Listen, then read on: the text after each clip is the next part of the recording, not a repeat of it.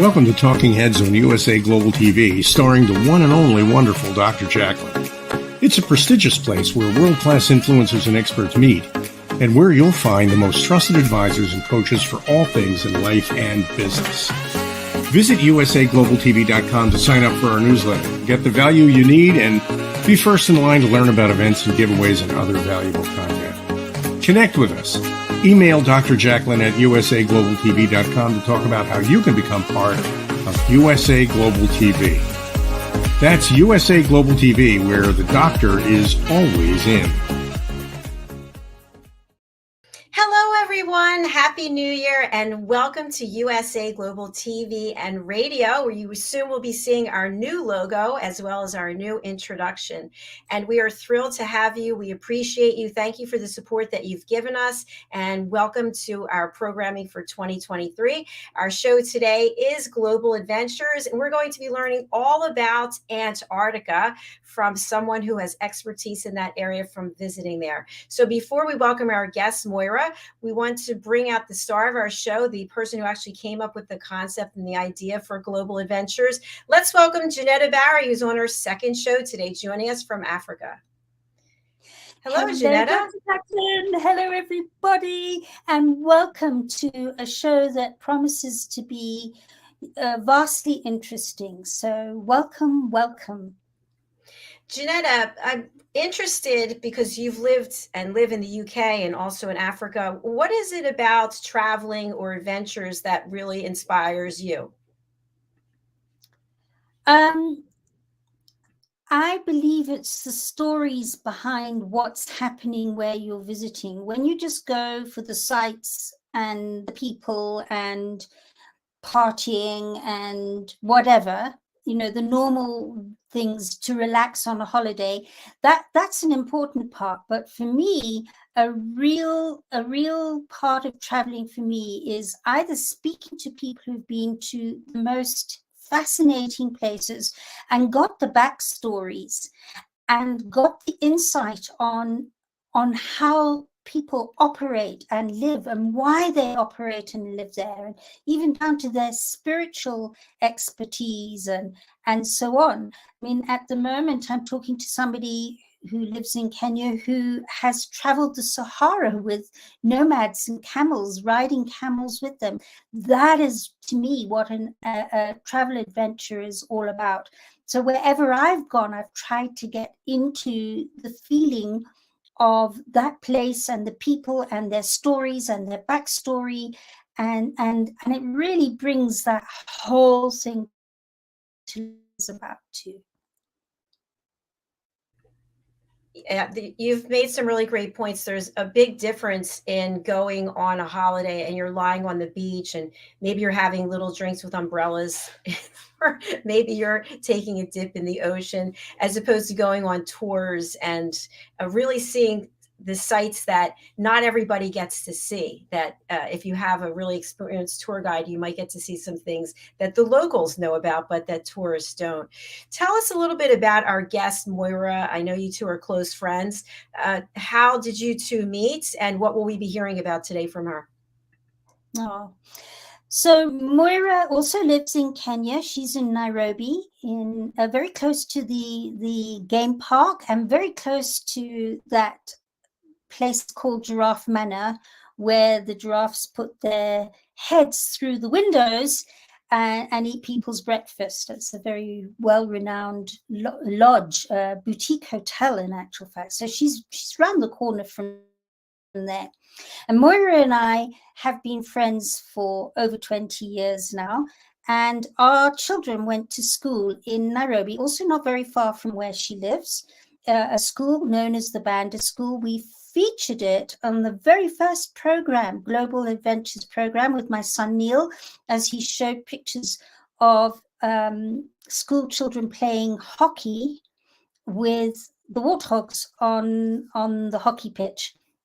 And that's where both her children and my children went to school and experienced all that at their school, because that school is right next door to the Nairobi National Game Park. So that's our backstory. But Moyra and I go deeper than that. we've been there with each other and for each other through thick and thin, which is what friendship is about. And I consider Moyra to be the sister I never had. I'm an only girl. And so when we get together, it's just so exciting, and we can't get enough time to sit down and chat and catch up. And one of the most wonderful things is that Moyra's done quite exotic traveling, where she has gone off the beaten track. A few weeks ago, Moyra was with us and joined us and shared her adventures of traveling through Ethiopia. And that was absolutely, apart from such good fun, it was absolutely enchanting to see, and why, to get the backstory of Ethiopia and why there are such old churches that are kind of like 500 years came from 500 years after Christ was born. It's an amazing thing. So today she's going to share with us first the back history. Please excuse, I've got hyenas in the background. I don't know if you can hear them. They're right outside. Not everybody mentioned that. That's pretty funny. But they're right here. They're in agreement with us. You know, have a proper adventure. Do it properly. Anyway, so the hyenas. Moyra, we're going to bring her on. She is going to share the backstory of how she got to go to Antarctica in November of 2018. So let's get this amazingly special lady, my friend, up on the screen with us. Welcome, Karibu, Moyra. Hi, Moyra. Thanks for being here. Thank you. Thank you, Dr. Jacalyn. Thank you, Jenetta. And hello, everybody. Moyra, there's some kind of there's some sound coming through with your voice. I'm not sure what it is. You sound like a hyena. This. Yeah. Thank you. Is that better? Maybe Try it's going my out Wi-Fi. and coming back in again. If you go off and come back, yeah. That was different. We never had that before. It really was. It was like something out of Star Wars. I thought we were watching something for Halloween movie or something. But yes, the creature with 8 heads. Moyra is still backstage. Moyra, maybe you can disconnect and then come back on. Actually go out. Yeah, that might be an idea. Exactly. So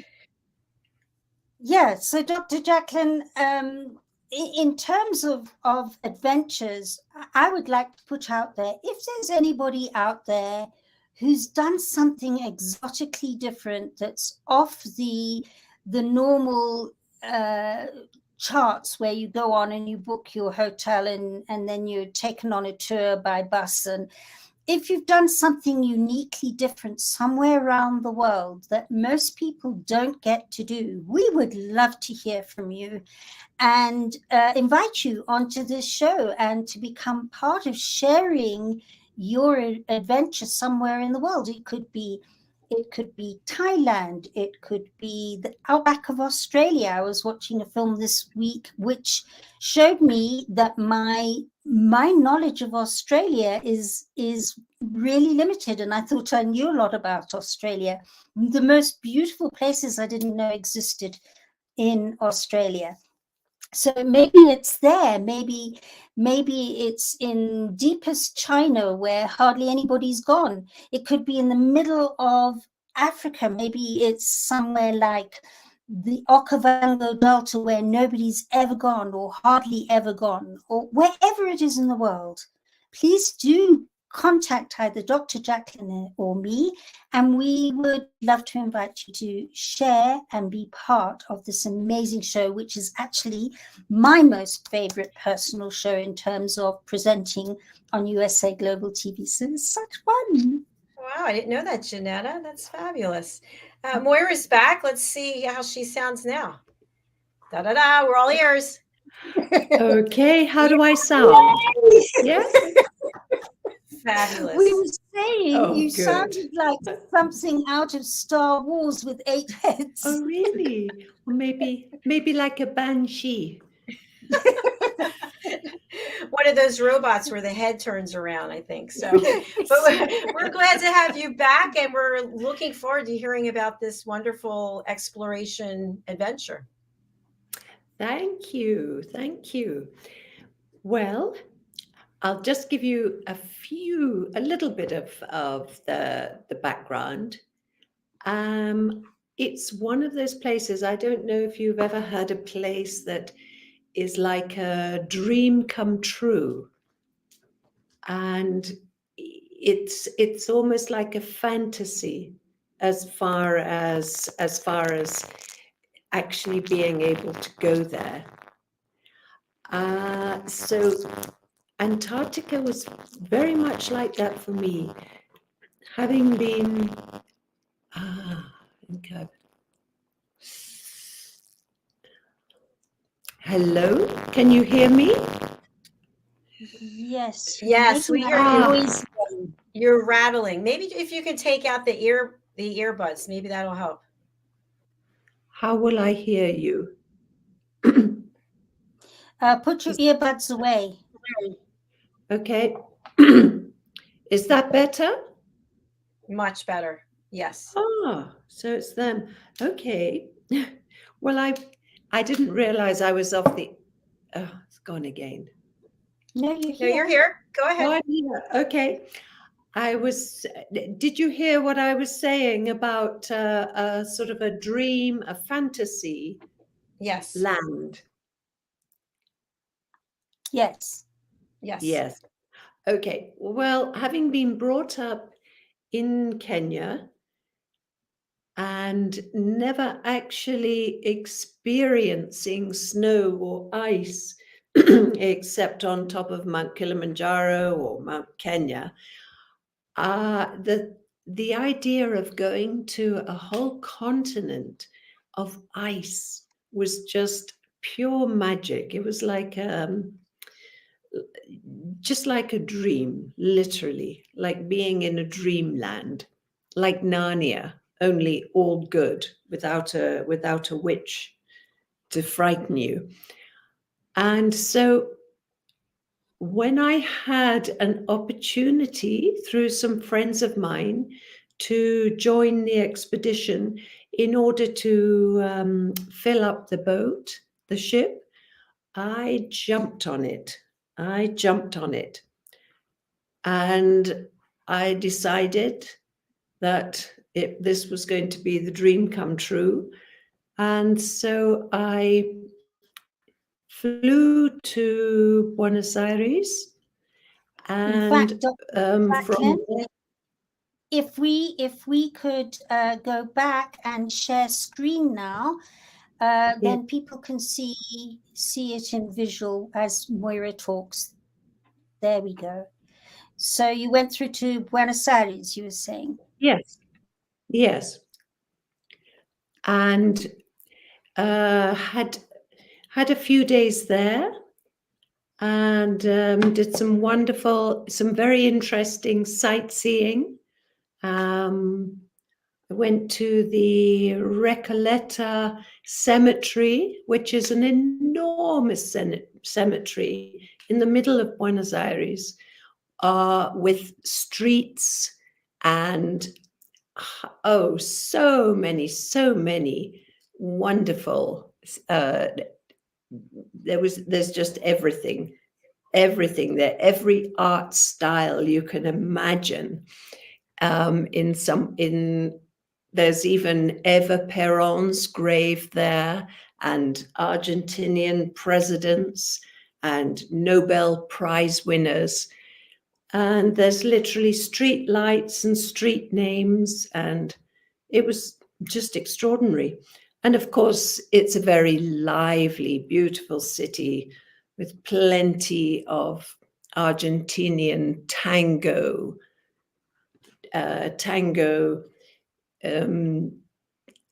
lessons and shows, and Wonderful, wonderful streets, beautiful, beautiful buildings.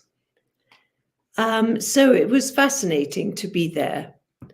And then from Buenos Aires, I flew south. Oh, there's one more picture of the Recoleta Cemetery. I think that's it. That's all I Yes. have. Yes, that's fine. And then I flew to literally almost the ends of the earth. I flew to a place called Ushuaia, which is right at the base of Argentina. And from there, it's an extraordinary little town. It's like a Latino old fishing town. It's really extraordinary. Yes, lots of little places like that. Of course, now it's a big tourist hub for tourists who are going to Antarctica. So there are many outdoors outfitters and yes, and wonderful picturesque little churches, and of course the fishing boats and mountains surrounded by wonderful snow-capped mountains. Really beautiful, very different. And I spent a night in a hotel there, met the rest of the party, and we just got to know each other. We were going to be on the boat for the next 11 days. And so it was very nice to just get to know our shipmates. This is another little funny street. I think there's a little bit of Tudor in there as well. And then we boarded our boat, our ship. And her name was Ushuaia, after the town here. There she is. And she's definitely the smallest of all the sightseeing ships. She's not really a cruise ship at all. She could take 75 passengers and 30 crew. And she was built in 1970 in the US as a US spy ship.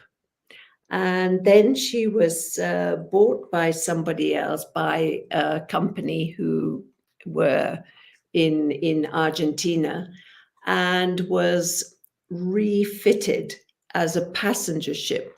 But unfortunately, comfort was never high on the agenda. So it was small. It was quite close and intimate. So, Moyra, yes. Did you sleep on a bunk bed, or did you have a cabin, or was it really kind of? I shared a cabin with another friend who I met there, and yes, they were beds. They weren't bunk beds. There wasn't somebody above me. There were little beds and a tiny little grubby porthole. But it was so exciting. And the best thing about the ship was that she had wonderful, big viewing decks on all the levels. And the crew were all delightful. They were either Chilean or Argentinian. We had wonderful food throughout, and they were charming. And so the next day, we set sail down the Beagle Strait, named after Darwin's ship, the Beagle, and then into the infamous Drake Passage. And it was a place where the confluence of winds called the Furious 50s and the Screaming 60s all converged, and it was a mixture of currents and geography and forces of water, which causes notoriously rough seas. So we were braced that first night. And during dinner, the ship's doctor sent the crew round with seasickness pills, which we were all advised to take that night, before the seas became terribly rough. And we also, before that, we had our first safety drill, putting those funny life jackets on and seeing how quickly we could do it and find out where the whistle was.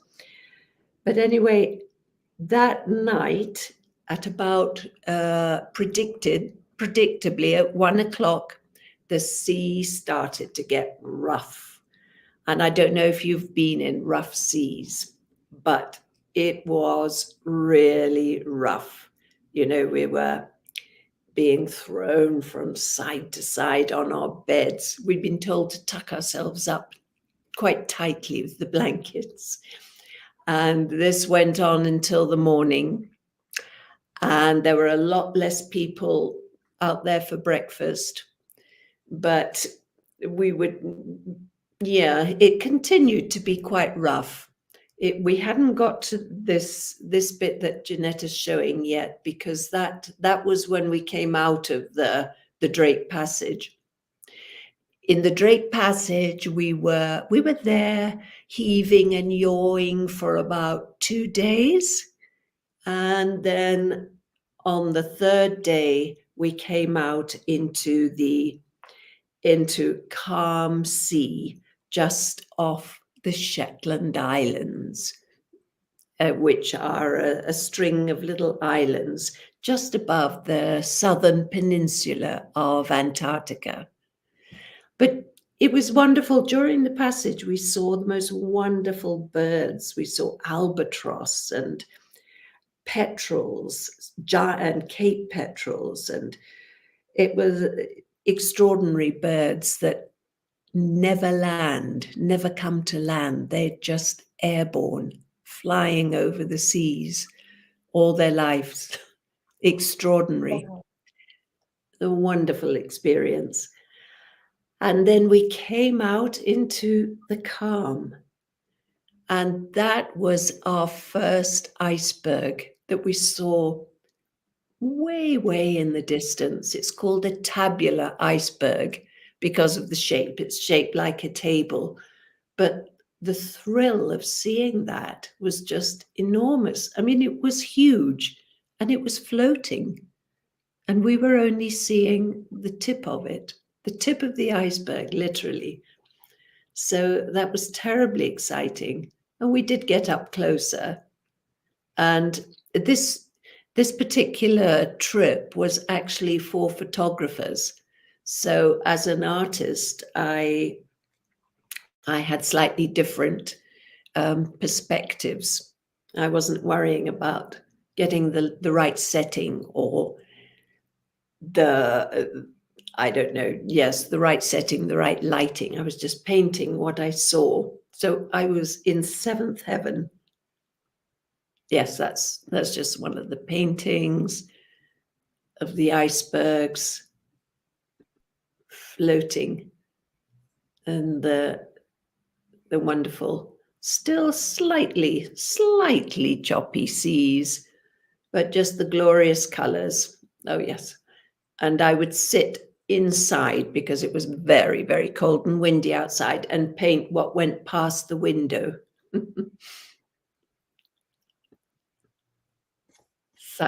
Such enjoyment.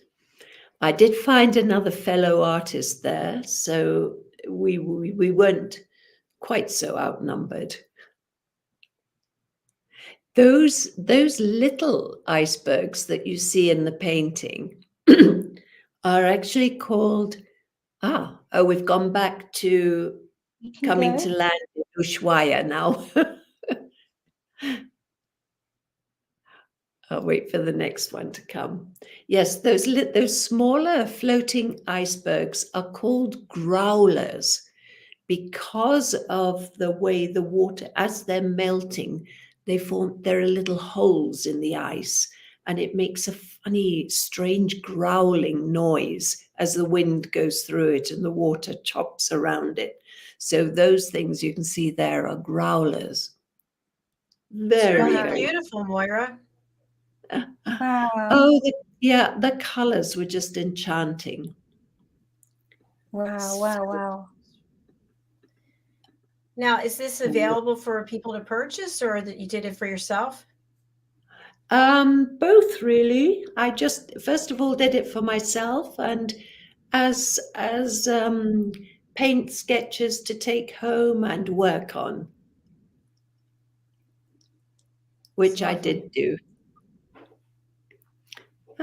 I think we're just seeing the same too, Netta. Is it stuck? No, we've moved. We've moved you on to have? Oh, penguins. it's not coming to me. I'm sorry. All I'm seeing now is penguins. Oh, penguins. Sorry, I don't know whether I've been talking about the same pictures that you're seeing. Yes, were. I was. Oh, good. These are. Let me just look. These are the Adelie penguins because they have a beautiful white ring around their eyes, and we saw these on Moon Island. Moon Bay, and the penguins are just pure entertainment. They really are the most adorable little things. Their waddle and those little wings and the noise they make, they're really extraordinary. We'll come Moyra? to yes. I'm sorry. How many penguins are in this picture? There are 4. In that picture, there are 3 penguins. They like to nest quite high up, quite high up in relation to the ocean, just to avoid swells or any kind of cracking caused by the glacier melting. So they'll climb quite high up till they have a little altitude, and then they like to nest. So they'll lie in the snow until their little breasts melt the snow around, and then they like to line their nests with pebbles. Now, pebbles are a pretty hot commodity there, so there's a lot of fighting over who gets the pebbles, and they'll often go and steal somebody else's, and that causes a lot of they make a funny honking noise, almost like a zebra or a donkey. They're really extraordinary. So there's a lot of little fights, and then they'll sort of go down, sometimes on their bellies, or sometimes they'll waddle back down to the sea again, and then they go into the water and they wash their tummies with their little flippers, and maybe they'll go fishing, and then they'll come on up again. And there's always a lot of action, a lot of noise. And let me just check again. Yes, Jacalyn, you did ask. There's 1, 2, 3. Yeah, there are 3 penguins there. I couldn't tell if the one in the ice, if that was one or not. I think that was a rock, wasn't it? Yeah. Would be. And that's huddled up painting from the deck.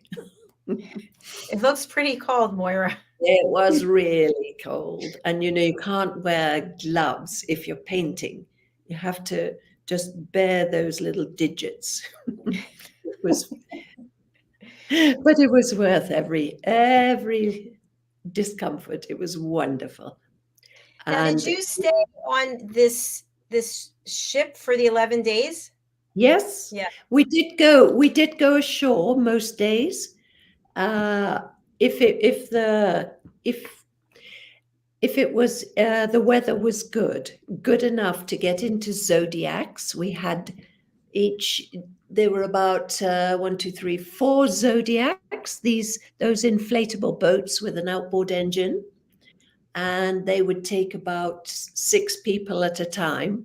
So we would go out in shifts, and as long as the sea stayed calm, we could go to land and we could walk around and just be with the penguins, only not too close, or just looking at the incredible landscape around there. So there was never a feeling of being cabin bound at all. I guess because you could always go out onto the viewing decks if you were prepared to feel cold for a bit. And is that ice there?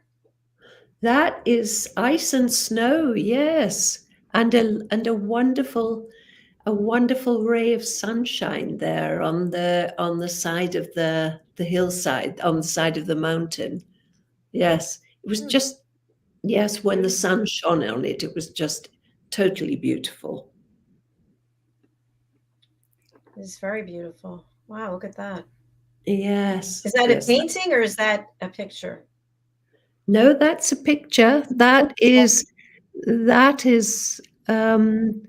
think that was when we first came out of the Drake Passage, and there was just a little bit of, that was the first view of a mountain there, one of the islands.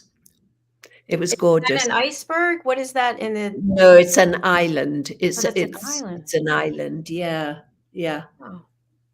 And the ocean looks very, very calm there. Very lovely. And in the meantime, this is a particularly beautiful passage. It's called the Le Maire Passage. And it was just that glorious evening light shining on the mountains and a strange grey black cloud there. It was just so glorious. Of course, the photographers were in heaven. I was going to say, it was like Moyra went, wow, the universe conspired and gave me a picture to paint. Every minute of the day. It wasn't just there. It was just, fortunately, there were so many wonderful scenes. And look at that. Wow. And the light changed all the time. And Moyra, would you take any pictures with a camera and then paint them later, or you basically painted whatever you saw when you saw it? Yeah, I did. I find it sort of loses its life when I paint from a photograph anyway. Mm-hmm. And those are 1, 2, 3, 4. I think you can see 5 of the Zodiac, the boats that have just left the ship, and they're heading out to a landing. So when you would leave the ship and you would go in the Zodiac, you're not going anywhere that is populated. You're walking in on nature, in nature. Yes, absolutely. There are no civilizations there, if you like. The only people who are there are researchers. It's just so pristine. It's so and precious. And this is a British post. It's called Fort Lockroy. And when Antarctica was divided up like a big cake amongst the countries of the world, or the important ones considered in the early days, Britain had this one port. And it was defense, and it was a little bit of research, but not very much. And then they left it in, I think, 1960. And everything was just left to disintegrate and to become totally, just left to disintegrate. And they were shamed, I think in about the 70s, about 15 years later, they were shamed into rehabilitating it as a historical monument and as an important research post center. So that's now what it is. There's a lovely little museum there, and there is a lot of very important research being done on the environment, the ecology, and the weather. It's obviously a very, very important place to preserve and to study. So are there researchers who live there full time, or is it all done? Okay, there are. No, they live there, not full time. In the early days before the British actually left it, the men would be sent there to live in a cabin without any other women there. They were just men for 2.5 years at a time. Wow. So when we looked through the museum, there were all sorts of very interesting posters and graffiti in the room where they all bunked. So anyway, it's quite a thing to go there and to buy a postcard and a stamp, and they will post it from that fort, and it possibly get to its destination after about 2 or 3 months. So what fun would that be to get a postcard from Port Lockroy in Antarctica? I'd love one. Now, I wish I'd known you then. I could have sent you one. And this is our ship, the dear old tub. She's come to anchor, and she looks a little bit squiff. I'm not quite sure why. But you can see the crane there coming out of the side, and that's what the zodiacs are lowered on. And then they come round to the back of the ship that you can see facing you. And that's where we all used to clamber over the edge under the watchful eye of the crew. But some of the passengers were quite elderly and not very agile. And so it was quite scary, and 1 or 2 of them did fall in. I mean, I'm laughing, but it wasn't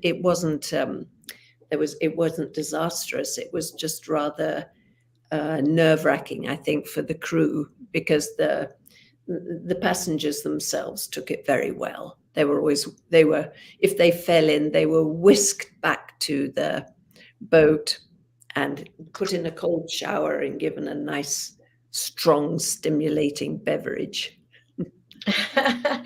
Was the crew from that, what was the name of that? Ushuaia. Is the same crew from this ship? Yes. They were with us. There were 30 crew. They were with us the whole way round. Which was beautiful. They were wonderful. They were really, really friendly. And the scientists there, who would give us a lecture every day on the birds, on the sea creatures, on just the history of Antarctica, it was fascinating. So it was an extraordinarily well-organized trip. And being only 75 people on board, we could go so the ship was smaller than some of the huge cruise ships that had more than 100 passengers. There were some places that they were not allowed to land, so only small ones could land there, and only, I think it's about 80 people at a time. And it's very well organized in that I never saw another ship. It was always organized that one ship would go that way, another ship would go around the other way, and then, the captains were all in contact with each other so that we would never be in each other's sight. So there was a lovely sense of being the first person there. And of course, the ice was just so beautiful. I couldn't really get enough of it. The turquoises and the blues and the shimmering depths and the shapes, just extraordinary. Stunning. Yes, it really was. Just Really colors beautiful. colors that are so different from Africa. Yeah, And that's so true. Yes, walking in ice and snow was a wonderful revelation. I'm sure New Yorkers wouldn't find that at all attractive at the moment. I just want to say hello. We have somebody here. I'm not sure who it is. Hello again. Hello. Thank you for being here. I enjoyed it yesterday, so I thought I'd pop back on. We love that. Welcome. Welcome. Let And us if you know could- where you're joining from and who you are. Yes, yeah. If you could let us know your name, that would be great. So, Moyra, is this the tall, Yes. dark, and handsome man? This is, of course, the handsome captain who was always, he timed his appearances and then disappeared with such mystery. And of course, he was devastatingly handsome, and everyone sighed when they saw him. Takes your breath away. By the way, it's Katie Stelfox, Big Boss Lady. Thank you for being with us, Katie. Hi, Katie. Lovely to see you again. So these are just some of the people. I thought I'd put them in. I snuck these in over and above what you sent me. I see. Okay. So I just thought I'd show a few of the people, and then there was the songs you sang and the cake.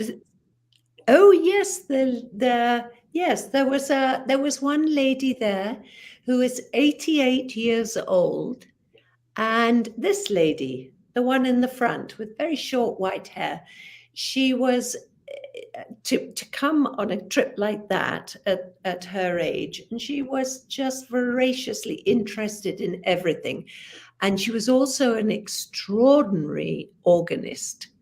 And so the chef had made her an enormous chocolate cake for her birthday with a keyboard. So that's amazing. You could almost play it, yes. So she was delighted. I mean, what a lovely lady. She was an inspiration, and she was a brilliant photographer. So her images were just totally stunning, beautiful. Moyra, were you able to stay in touch with any of these folks that you met? Yes, I am. I'm in touch with her and the lady and her husband who was on before. Yes, which is wonderful. Love it. What about the handsome captain? Oh, no. Elusive. He remained elusive. Maybe he was really just an actor. How do they remain tall? How do they remain tall, dark, and handsome unless they remain elusive? So, that's the story of men who go to sea. Sorry? Yeah, exactly. So, Moyra, we're coming to a part of Antarctica that I think just meant so much. It was a little bit of quite a sad part in Deception Island, and I've put a few bits and pieces here in the video just now. You'll get to see more of Deception Island. But would you like to explain what Deception Island is? Well, Deception Island is a breached volcanic caldera. That means it one side of the volcano. I mean, this is many millennium ago, and until the 1950s, it had been a whaling station. And it was fascinating and a little bit depressing and sad. And the caldera's opening, the volcano's opening, was called Neptune's bellows, because it's very, very dangerous and narrow to get into. I mean, it was quite exciting when we went into, and what makes it more perilous than just being narrow is there was a sunken ship just beneath the surface. So anyway, the captain knew his stuff. Fortunately, he wasn't just good looking, he was also a very good captain. So we got in there, and there was black volcanic sand, which you can see here all around the sort of the circular, it would be, you know, the crater of the volcano many millennia ago. And strangely enough, it was freezing day. But if you stood and let your boots just sink into that sand, you could feel the warmth from I suppose it was some kind of a thermal underneath. It was really very, very spooky. But there was an aircraft hangar. There were huge tanks for fuel, for ships to fuel up, and lots of rotting whale boats, whalers' boats. And there were also what were called enormous rendering tanks, which is where the whalers would come in, and they'd cut up the whales and they'd put the blubber in these huge tanks and heat them until the product, that when the blubber melted, it gave off the valuable oil, which is used in so many ways. Earlier in the week, we'd had a talk by the expedition leader on the history of whaling, and she also shocked a lot of us by revealing all the everyday products that we're all familiar with, in which whale oil was an ingredient. I mean, lipsticks and Vicks Vapor Rub and many cosmetic products. So I think unwittingly we were all involved in the demise of so many hundreds of thousands of whales. But fortunately, there was a global ban put on hunting certain kinds of whales, and I think now there are a few. I won't mention any names, any countries in particular, but whales are still hunted for their meat. And also penguins they're very fatty little things. So they were also caught by the hundreds of thousands, and their sort of blubbery fat was boiled down to make all these everyday products that we all use. So it was a very sobering time, and huge atmosphere there, and whale bones still on the beach, and those you can see is that vertebra there, whale vertebra. Yes, yes. Yeah, just lying there, and the wrecks of many of the whalers' boats. I mean, they were made into demons. They were demonized, of course, but must have been an incredibly tough life. It must have been. Can't even imagine. That's a whale's tailbone, isn't it? No, it isn't actually. It looks like it, but it's just a bit of a boat. I suppose it's a bit of the stern of a whaler's boat. They were all just piled up on the beach there on those black sands. Bitter. Yes. I was just wondering, when you were talking about the cosmetic products and whale oil, etc., during this education they were giving you, did they share whether or not the manufacturers disclosed that there was the whale oil in the product, or it was just no? No, they didn't. And I suppose before the 60s, it wasn't required, was it? You No, just it had wasn't. this, yeah, yes, Yeah, you just accepted that what yeah, you had was what you had. Nobody yes, asked for that's right, experience. yes, Yeah, yeah, very, very and true.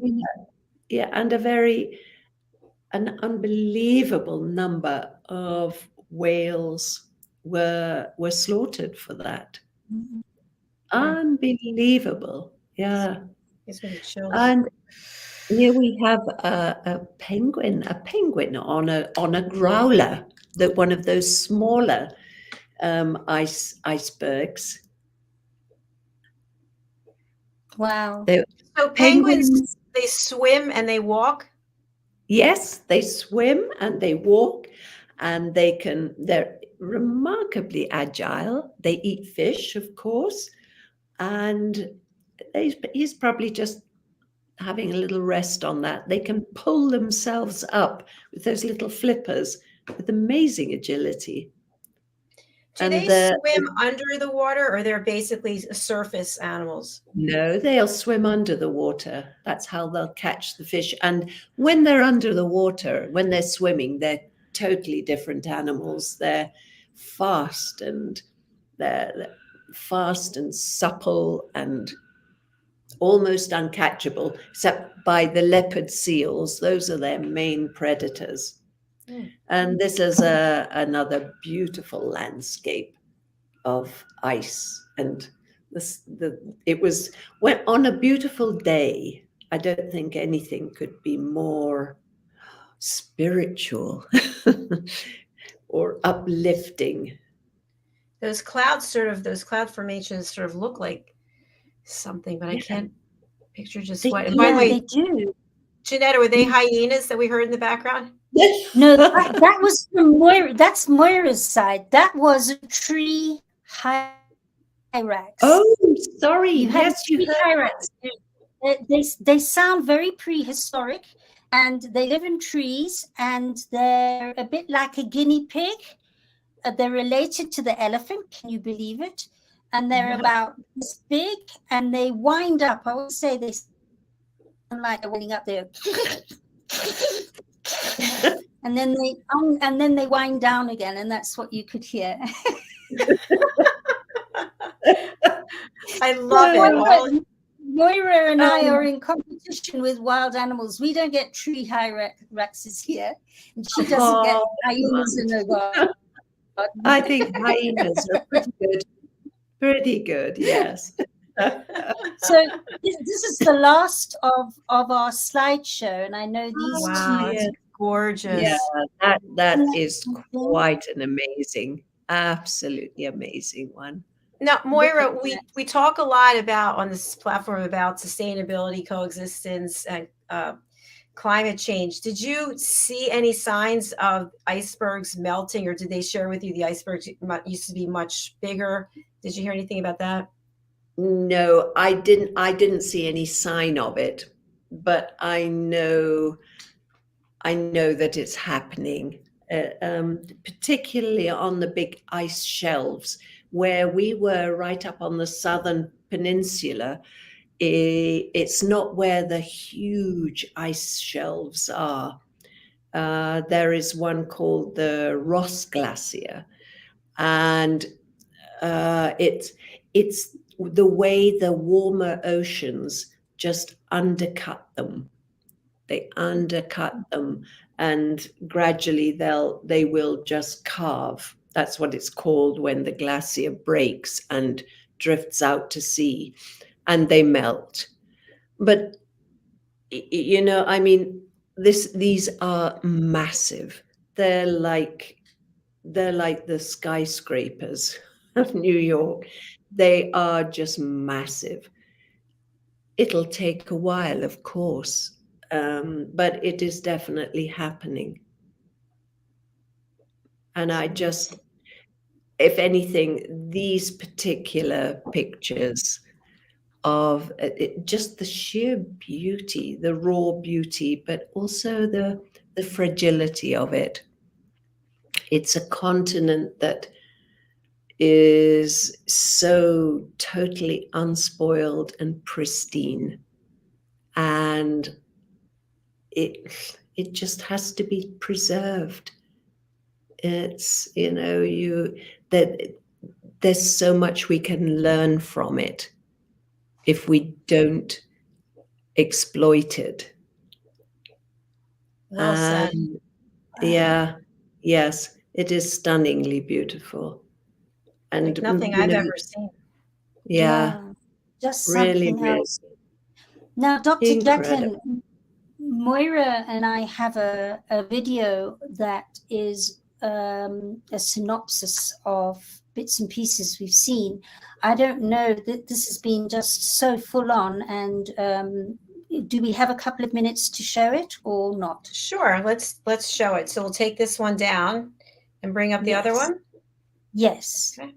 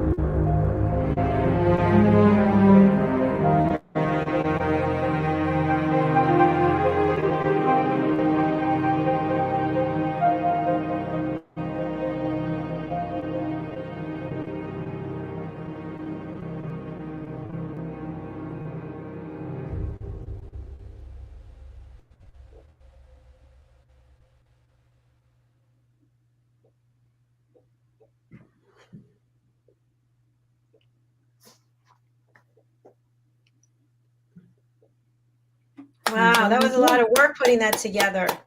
You know, Yeah. I can't help but think to myself how beautiful it is, and it hasn't been ruined by mankind. Absolutely. There was no plastic floating in the water. There was no rubbish left behind. Utterly, utterly pristine, but vulnerable. Hmm. And yeah. But that was the daily delight, apart from the beauty around, was that there was no trash, no sign of anyone else having been there. It was really very special. I was going to say, what an inspiration that if we can get our act together here in this world and get back to having an environment like that. Amazing. Yes, absolutely. I love the penguins, the way they're all walking together. That was great. they're just so perfectly adapted to where they live. It's just such a perfect balance. You know, there's no, it's just as it should be, as it always has been. Mm-hmm. And the whales coming back and just perfect. And I didn't show any, there were no pictures because I was just drawing so much, but there were elephant seals, which are just the most extraordinary creatures we saw on our first landing.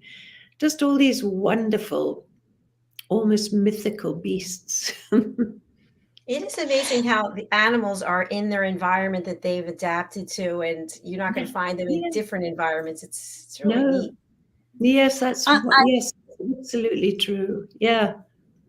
What I love about, we got back from Antarctica and we decided to put this piece of film together. And to me, you were talking about Narnia earlier, and to me, you almost took us into a Narnia book this evening. So it could be The Voyage of the Dawn Treader. Yes. And yes. How wonderful. You've really captured the magic beautifully this evening. Thank you, Moyra. It feels like we've been on the journey with you. Oh well, thank you, Jenetta. You put that show together. I just plied you with images, and you put it all together so beautifully. Lovely. What a wonderful team the two of you are. And Moyra, I have to say it, as I was watching that, I thought to myself, you know what, this feels like I'm watching major network television about an adventure show. And it really, it's amazing where you've gone and how you captured the essence of it and brought it to us wherever we are in the world. So I thank you for that. And I thank Jenetta for putting that wonderful video together. You did a great job. Yeah, she did. Thank you. Yes. Well, it was for a special great friend as well. We've actually, Dr. Jacalyn, we originally, Moyra chose her music. So she had in the original one for her records, it's got her music, but of course it's all copyrighted. So it had new music put together for this show. And I think it's come out quite well, Moyra, wouldn't you say? Yes, it has. Yes. No, it was really lovely. And I'm very happy that you felt that you were there with me. It was wonderful. Yeah. And I learned so much and saw things I've never seen before. So thank you. Exactly. And they're thinking about dreaming about dark and handsome captains as well. Yes, and Katie wrote, now, ladies, no flirting with the captain. Law, I didn't get to put that. Moyra, any other fabulous experiences you're going to share with us? Oh, I'm sure I could find some. Yes. I have been very lucky to have seen all these wonderful places. Yes. Well, if you're ready for more. Definitely ready for more. And I think it's the level of professionalism and the passion that you have for what you're doing, and it really shines through. So please do come back and bring us some more adventures. Oh, well, wonderful. Well, I'll get together with Jenetta on that one. Netta. Yeah. We'll collaborate. Oh, anyway, thank you, Dr. Jacalyn and Netta. That was so lovely to have such enthusiastic. I feel like I went on an adventure, really. I feel like I left this Yeah. green screen and went somewhere. So thank you for that. Yeah. And also Right. thank you to Katie Selfox, Big Boss Lady, for following and engaging with us. We appreciate you. So we're going to sign off now. Our next show is coming up. It's the Mallorca Connection.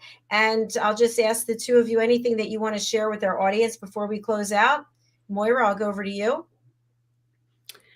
I just want to share the beauty of all the places I've been to, and to just say how precious they are, how vulnerable they are, and how much they need our awareness.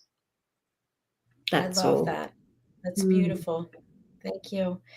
Jenetta, what would you like to leave with our audience? I think that leaves me with nothing to say. That's a wonderful ending. Thank All you, right. Moyra. We're rendered speechless by you, Moyra. Thank you very much. And again, I'm super excited to have you come back and see us. So thank you. And you too. Great friendship, great friends. I love that. Yes. Very Yes. special. The best. All right, we are signing off. Thank Stay with you. us for the Mallorca Connection with Mr. Roland Friedel and our guest today, Moyra. A big thank you from my heart for being Thank here you. and taking on this Thank you. excursion with you. And Jenetta, thank you every day for everything you do. Just an Bye, honor and everyone. pleasure. Bye. Bye. Bye for now. Bye. Bye.